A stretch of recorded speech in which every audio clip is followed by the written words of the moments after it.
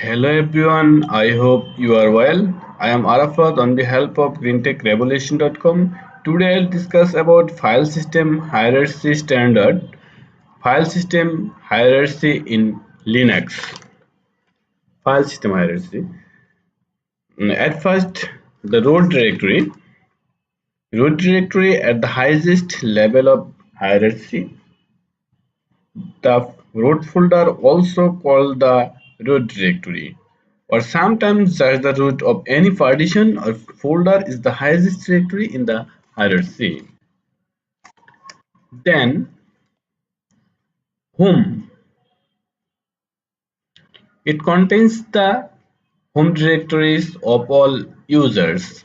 When any users log in the current working directory, by default is the user home directory. Then boot. It contains the kernel, which is the core of operating system. It also contains the file related for booting the OS, such as the bootloader, grep2, grep, lilo. Then sbin. Sbin stands for system binary. It contains essential system command which can only be used by our AC super user. Example root. Example aptX, dump etc. Then bin. Bin stands for binary. It contains essential commands which are used by all users. Example ping, cat, chomp, etc. Then USR. USR stands for Unix System Resources.